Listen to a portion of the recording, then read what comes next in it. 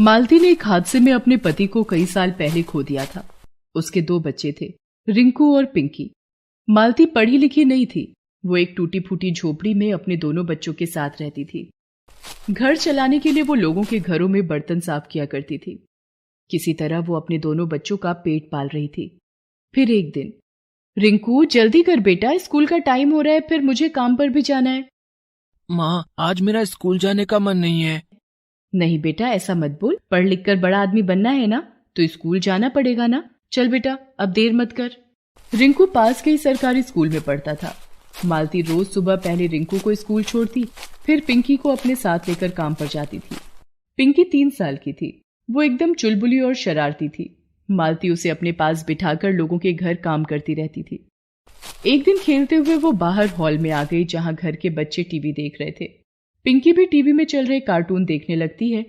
तभी घर के मालिक का बेटा बबलू उसे देखकर बोला, ए पिंकी, चल जा यहाँ से, ये हमारा टीवी है।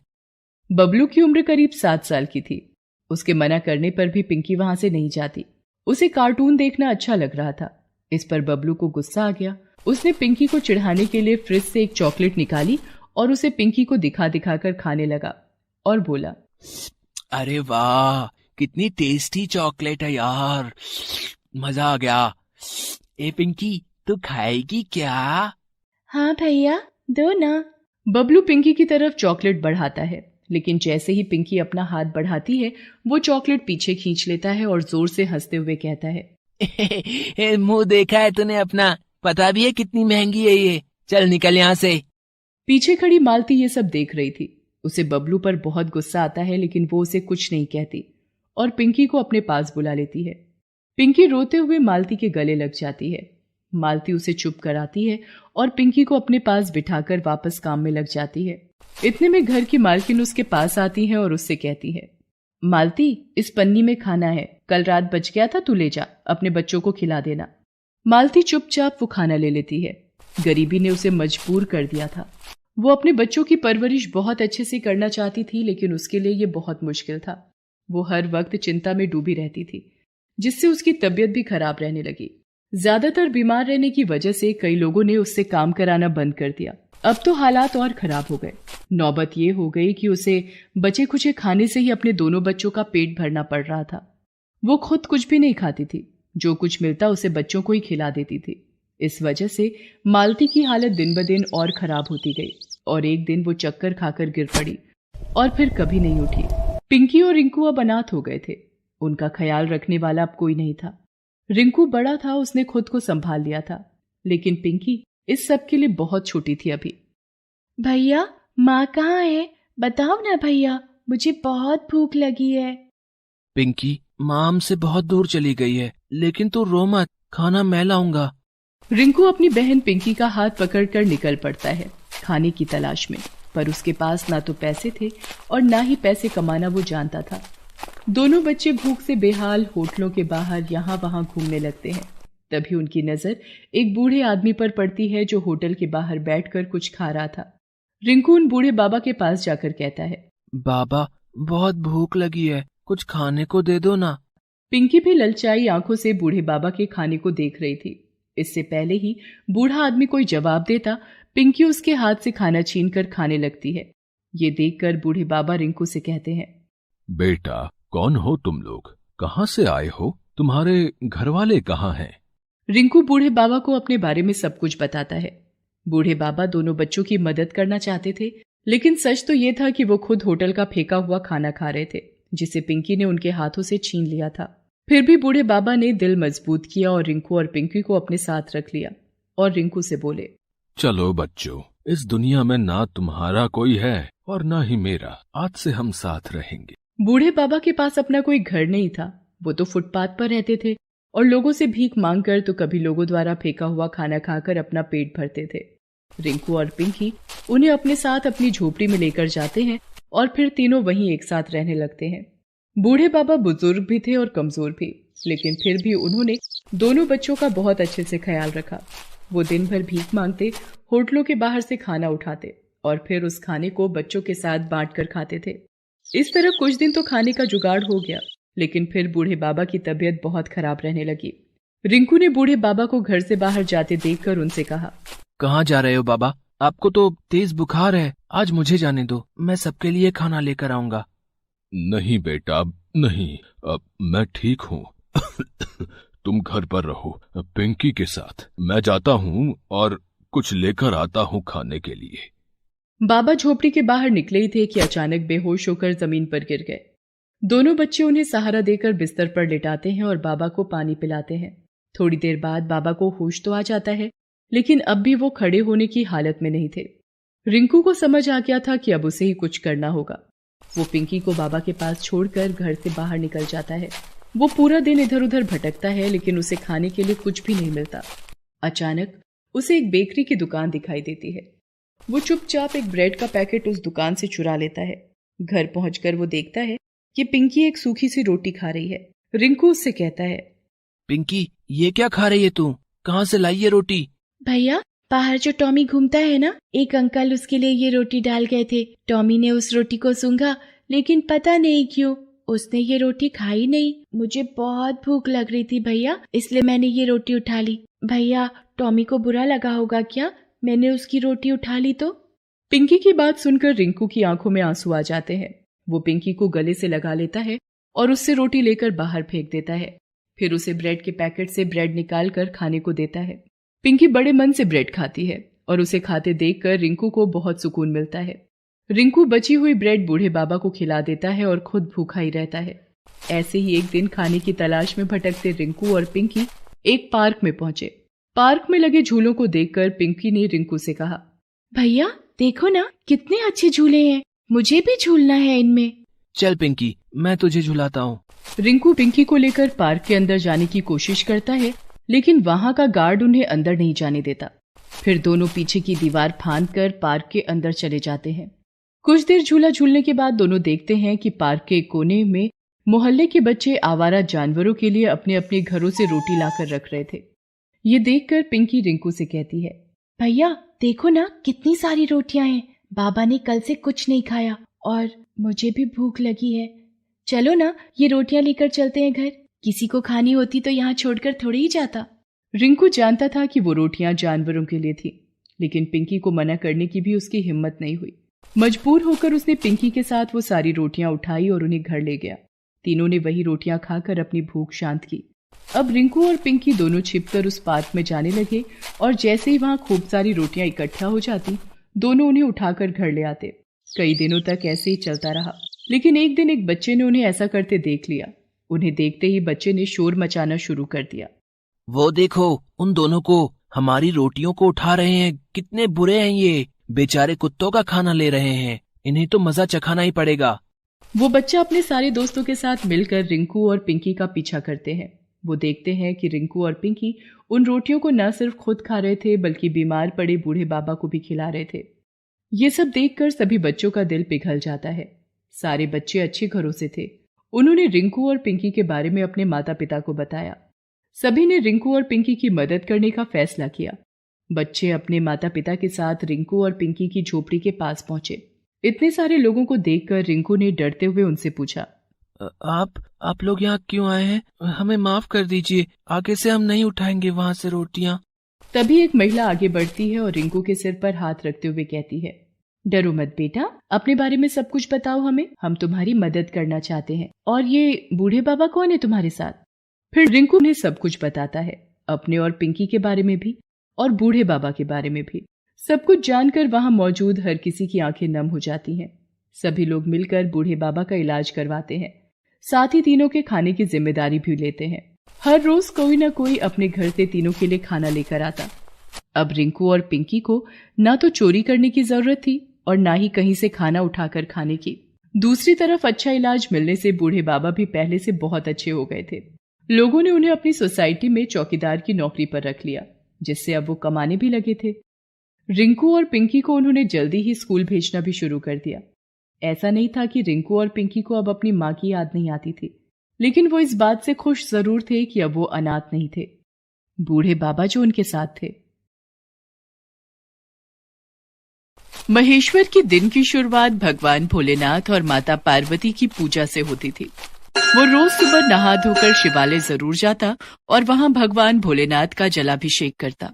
हे भोलेनाथ, मुझ गरीब पर अपनी कृपा बनाए रखना, हमेशा मेरे साथ साथ रहना और मुझे अपने चरणों में स्थान देना। पूजा करने के बाद महेश्वर अपने घर आ गया।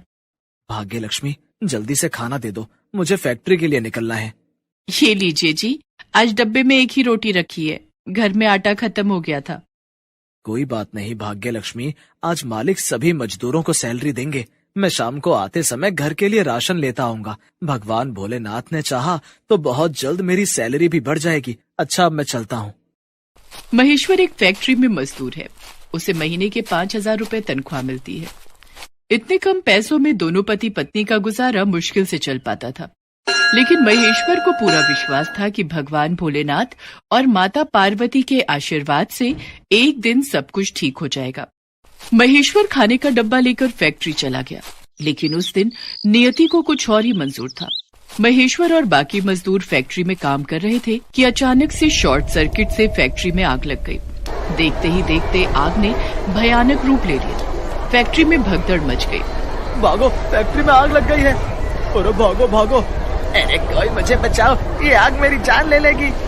आग बुझाने के लिए जब तक फायर ब्रिगेड की गाड़ी आई तब तक बहुत देर हो चुकी थी। आग में मजदूरों की झुलस कर मौत हो गई थी, लेकिन महेश्वर उस आग से सकुशल बाहर निकल आया था। थोड़ी देर बाद वो घर लौट आया। क्या बात है जी, आप इतनी जल्दी कैसे आ गए? मालिक ने सैलरी दे दी क्या? महेश्वर ने भाग्य लक्ष्मी की बात का कोई जवाब नहीं दिया। आप कुछ बोलते क्यों नहीं? आपके चेहरे पर ये काले निशान कैसे हैं? भाग्य लक्ष्मी, सब कुछ खत्म हो गया। न जाने ये कैसा साल है, इसकी शुरुआत ही ऐसी है तो जाने आगे क्या क्या होगा। लेकिन हुआ क्या है? आज हमारी फैक्ट्री में आग लग गई। पूरी फैक्ट्री जलकर राख हो गई। काफी मजदूर आग में झुलसकर मर गए। भगवान भोलेनाथ और माता पार्वती की कृपा से मेरी जान बच गई। हे भोलेनाथ, माँ पार्वती, आप दोनों का बहुत बहुत धन्यवाद। आज आपने मेरे सुहाग की रक्षा की। लेकिन अब आप क्या करेंगे जी? अब तो काम छूट गया और आज सैलरी भी नहीं मिली। घर में राशन भी खत्म हो चुका है। तुम चिंता क्यों करती हो भाग्य लक्ष्मी? हमारे सिर पर तो भगवान भोलेनाथ और माता पार्वती का हाथ है। उनके होते हुए हमें चिंता करने की क्या जरूरत है? उन्होंने हमारे लिए कुछ न कुछ जरूर सोचा होगा। महेश्वर और भाग्य लक्ष्मी बातें कर रहे थे, तभी उनके घर पर मोहल्ले का एक लड़का आया। अरे राजू, कैसे आना हुआ? महेश्वर चाचा, आज शाम हमारे मोहल्ले के शिवालय में शिव चर्चा का पाठ हो रहा है। आप चाची को लेकर जरूर आना। पाठ के बाद भंडारा भी होगा। ठीक है राजू, मैं और तुम्हारी चाची जरूर आएंगे। राजू वहां से चला गया। देखा भाग्य लक्ष्मी, मैं कहता था ना कि भगवान भोलेनाथ और माता पार्वती के होते हुए हमें चिंता करने की क्या जरूरत है। भोलेनाथ ने हमारे खाने का इंतजाम कर दिया। थोड़ी देर बाद महेश्वर और भाग्य लक्ष्मी शिव चर्चा में हिस्सा लेने शिवालय चले जाते हैं। वहां उन्होंने भंडारे में पेट भरकर खाना खाया। घर आने के बाद भाग्य लक्ष्मी ने महेश्वर से कहा, सुनो जी, आज रात का गुजारा तो हो गया, लेकिन कल क्या करोगे? कल तो कुछ न कुछ करना पड़ेगा। कल मैं काम की तलाश में निकलूंगा। भगवान भोलेनाथ की कृपा से मुझे कुछ काम जरूर मिल जाएगा। दूसरे दिन भी महेश्वर सुबह सुबह नहा धोकर भगवान भोलेनाथ के मंदिर गया और वहां उसने भगवान भोलेनाथ और माता पार्वती की पूजा की। हे भोलेनाथ, मुझे पता है कि मेरे लिए तुम्हें मुझसे अधिक चिंता है। मैंने अपनी जिंदगी तुम्हारे हवाले कर दी है। अब तुम जिस हाल में रखोगे मैं रह लूंगा। लेकिन भाग्य लक्ष्मी, उसे मैं क्या जवाब दूंगा? वो इंतजार कर रही है कि आज शाम जब मैं घर लौटूं तो घर के लिए खाने का सामान लेकर लौटूं। अब तुम्हें ही कुछ करना पड़ेगा और मुझे पता है कि तुम अपने इस भक्त को निराश नहीं करोगे। बोलो, करोगे ना मेरी मदद? जवाब दो, चुप क्यों हो? महेश्वर की पूजा में एक खास बात थी। वो ये कि वो पूजा करते करते भगवान भोलेनाथ से बातें करने लगता था। उसे लगता था कि भगवान भोलेनाथ और माता पार्वती भी एक दिन जरूर उससे मिलने आएंगे और उससे बातें करेंगे। पूजा के बाद महेश्वर काम की तलाश में निकल पड़ा। वो काफी देर तक तलाश करता रहा कि कहीं कोई मजदूरी का काम मिल जाए, लेकिन उसे कोई काम नहीं मिला। दिन ढल चुका था, शाम होने वाली थी। महेश्वर बहुत चिंता में पड़ गया। हे भोलेनाथ, अब भाग्य लक्ष्मी को क्या जवाब दूंगा? उसी समय महेश्वर को किसी ने पीछे से आवाज दी। सुनो, इधर आओ। महेश्वर ने पीछे मुड़कर देखा तो एक सेठ उसे आवाज लगा रहा था। महेश्वर उसके पास गया। कहिए मालिक, क्या बात है? बहुत देर से देख रहा हूँ तुम यहाँ आसपास मंडरा रहे हो, क्या बात है? मालिक, काम की तलाश कर रहा हूँ, लेकिन कहीं काम नहीं मिल रहा है। घर में कुछ खाने को नहीं है मालिक। ठीक है, मेरी दुकान पर साफ सफाई का काम करोगे? जी मालिक, जरूर करूंगा। ठीक है, तो चलो मेरे साथ। सेठ महेश्वर को अपनी दुकान में ले गया। सेठ की दुकान बहुत बड़ी थी। यही दुकान है, रोज सुबह इस दुकान की सफाई हो जानी चाहिए। ठीक है मालिक, हो जाएगा। इस काम के लिए मैं तुम्हें महीने के 2000 रुपए दूंगा। 2000 रुपए महेश्वर के लिए बहुत कम थे। इससे पहले वो जिस फैक्ट्री में काम करता था वहां उसे 5000 रुपए मिलते थे, लेकिन उतने पैसे में उसका और भाग्य लक्ष्मी का गुजारा बहुत मुश्किल से चल पाता था। लेकिन महेश्वर ने सोचा कि कुछ नहीं करने से बेहतर है कि यही काम कर लिया जाए। उस दिन महेश्वर घर लौटा तो उसने भाग्य लक्ष्मी को सब बताया। ये तो बहुत कम रुपए हैं और सेठ तो अब अगले महीने ही आपकी तनख्वाह देंगे। ये पूरा महीना हम कैसे गुजारेंगे? घर में अन्न का एक दाना भी नहीं है। भाग्य लक्ष्मी, ये साल हमारा बहुत कठिन परीक्षा ले रहा है। हम किसी तरह से ये साल गुजार लेंगे, लेकिन तुम देखना, आने वाला नया साल हमारे लिए बहुत अच्छा होगा। नए साल पर स्वयं भगवान भोलेनाथ और माता पार्वती हमसे मिलने धरती पर आएंगे। महेश्वर और भाग्य लक्ष्मी पानी पीकर सो जाते हैं। महेश्वर चाहे कितनी भी परेशानी में रहता, वो भगवान भोलेनाथ और माता पार्वती की पूजा करना नहीं भूलता। अगले दिन सुबह सुबह वो भगवान भोलेनाथ और माता पार्वती की पूजा करके सेठ की दुकान पर पहुंचा और दुकान की साफ सफाई करने लगा। सेठ की किराने की दुकान थी और वो बहुत बड़ी दुकान थी। उसकी सफाई करते करते महेश्वर बहुत थक गया। जल्दी जल्दी हाथ चला, ग्राहक आते ही होंगे। बस हो गया मालिक, दुकान का कोना कोना साफ कर दिया है मैंने। महेश्वर हर थोड़ी थोड़ी देर पर दुकान और दुकान में रखे सामानों की सफाई करता। शाम को घर लौटने का वक्त आया। मालिक, मेरे घर में खाने के लिए कुछ भी नहीं है। थोड़ा अनाज मिल जाता तो आप मेरी सैलरी से काट लेना मालिक। ठीक है, देता हूँ। सेठ ने महेश्वर को थोड़ा सा चावल दाल दे दिया, लेकिन उस दाल चावल में कीड़े लगे हुए थे, जिसे सेठ ने कचरे में फेंकने के लिए रखा था। मजबूर महेश्वर उसे लेकर घर आ गया। ये कैसा दाल चावल लेकर आए हो? इसे खाकर तो हम बीमार पड़ जाएंगे। भाग्य लक्ष्मी, अगर भोलेनाथ को यही मंजूर है तो यही सही, तुम इसे ही बना लो। भाग्य लक्ष्मी ने दाल और चावल बनाया और दोनों पति पत्नी ने मिलकर उसे खा लिया। धीरे धीरे एक महीना गुजर गया और अगला महीना आ गया। अब महेश्वर इस इंतजार में था कि सेठ जी आज उसे सैलरी देंगे, लेकिन शाम हो गई, सेठ ने उसे कुछ नहीं दिया। महेश्वर ने सेठ से कहा, सेठ जी, आज तनख्वाह मिल जाती तो। तुझे तनख्वाह की बहुत जल्दी पड़ी है, रुक जा, देता हूँ। सेठ ने महेश्वर को 1000 रुपए दिए। सेठ जी, ये तो बहुत कम रुपए हैं। तुझे कुछ याद भी रहता है? तू जो उधार पर राशन लेकर गया था, मैंने उसके पैसे काट लिए हैं। महेश्वर समझ गया था कि सेठ ने बहुत ज्यादा पैसे काट लिए हैं, लेकिन वो सब कुछ जानकर भी इसे भोलेनाथ की मर्जी समझकर चुप हो गया। महेश्वर ने घर आकर भाग्य लक्ष्मी को वो पैसे दिए और उसे सारी बात बताई। हे भगवान, कहाँ हैं आपके भोलेनाथ और माता पार्वती? अपने भक्त के साथ इतना अन्याय वो कैसे सहन कर सकते हैं? भाग्य लक्ष्मी, भोलेनाथ जरूर हमारी मदद करेंगे, तुम क्यों परेशान होती हो? धीरे धीरे समय बीतता गया और 1 साल भी बीतने वाला था। भाग्य लक्ष्मी, कल नए साल का पहला दिन है। तुम भगवान भोलेनाथ और माता पार्वती के स्वागत की तैयारी करो। अब दिन में सपने देखना छोड़ क्यों नहीं देते? अगर भोलेनाथ और माता पार्वती हम पर इतनी ही कृपा करते तो हमें इतने बुरे दिन नहीं देखने पड़ते। इधर कैलाश पर्वत पर, हे भोलेनाथ, महेश्वर हमारी प्रतीक्षा कर रहा है। जहाँ पूरी धरती नए साल के उत्सव की तैयारी कर रही है, वहीं महेश्वर हमारी राह देख रहा है। देवी पार्वती, महेश्वर की प्रतीक्षा की घड़ी समाप्त होने वाली है। आने वाला नया साल उसके लिए ढेर सारी खुशियाँ लेकर आएगा और इसकी शुरुआत हम दोनों को ही करनी होगी। चलिए देवी, धरती की ओर प्रस्थान करें। उस रात महेश्वर ने खाना भी नहीं खाया और लगातार ओम नमः शिवाय का जाप करता रहा। तभी महेश्वर को किसी की आवाज सुनाई पड़ी। आंखें खोलो महेश्वर। महेश्वर ने आंखें खोली तो सामने भगवान भोलेनाथ और माता पार्वती खड़े थे। महेश्वर और भाग्य लक्ष्मी ने हाथ जोड़कर उन्हें प्रणाम किया। प्रभु, आपने अपने इस भक्त की लाज रख ली। आप दोनों मुझसे मिलने धरती पर आ गए, मैं धन्य हो गया प्रभु। महेश्वर, आने वाला नया साल तुम्हारे और भाग्य लक्ष्मी के लिए बहुत मंगलकारी होगा। मेरा और देवी पार्वती का आशीर्वाद सदा तुम्हारे साथ है। आपका बहुत बहुत धन्यवाद भोलेनाथ। भगवान भोलेनाथ और माता पार्वती वहां से अंतर्ध्यान हो गए। भाग्य लक्ष्मी, भोलेनाथ और माता पार्वती ने स्वयं धरती पर आकर हमें आशीर्वाद दिया है। हमारा आने वाला साल सच में बहुत अच्छा होने वाला है। सच में आज बहुत अच्छा दिन है। दूसरे दिन, आज साल का पहला दिन था। महेश्वर के घर उसका दोस्त अंबुजेश आता है। अरे महेश्वर जल्दी चल, फैक्ट्री के मालिक ने बुलाया है। फैक्ट्री की नए सिरे से शुरुआत हो रही है। उन्होंने पुराने मजदूरों को फिर से काम पर बुलाया है। मालिक आज हमें हमारी बकाया तनख्वाह भी देंगे।